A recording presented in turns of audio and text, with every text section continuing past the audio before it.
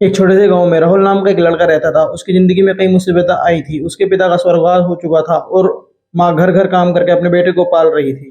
पर राहुल हमेशा मुस्कुराते हुए अपनी जिंदगी को स्वीकार करता था।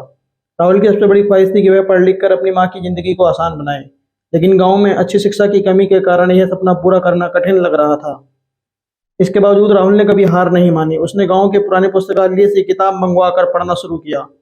दिन रात एक करके उसने अपनी पढ़ाई जारी रखी। एक दिन गांव के एनजीओ आई, जो उस गांव के युवाओं को स्कॉलरशिप देने का कार्यक्रम चला रही थी। राहुल ने इस अवसर को अपनी मेहनत से पकड़ लिया और स्कॉलरशिप जीत ली। इस स्कॉलरशिप ने उसे आगे की पढ़ाई के लिए दरवाजे खोल दिए। राहुल ने न सिर्फ अपनी पढ़ाई पूरी की, बल्कि एक अच्छे कॉलेज में एडमिशन लेकर उसने अपने सपने की ओर कदम बढ़ाए। कॉलेज में उसकी मुलाकात कई तरह के लोगों से हुई, जिन्होंने उसकी सोच को एक नया आयाम दिया। राहुल ने अपनी पढ़ाई के साथ साथ समाज में सेवा में भी रुचि दिखाई।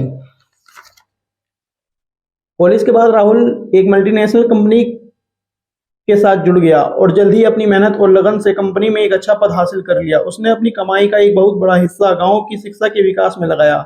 उसका सपना था कि गांव का कोई भी बच्चा शिक्षा की कमी के कारण अपने सपने को न छोड़े। राहुल के इस प्रयास से गांव में एक नई क्रांति आई। बच्चों को बेहतर शिक्षा मिलने लगी और राहुल ने अपनी माँ को भी हर एक सुख सुविधा दी जिसकी वो हकदार थी। राहुल की कहानी हमें सिखाती है कि मुश्किल चाहे कितनी भी बड़ी क्यों न हो, अगर इरादा मजबूत हो तो हर एक मंजिल पाई जा सकती है।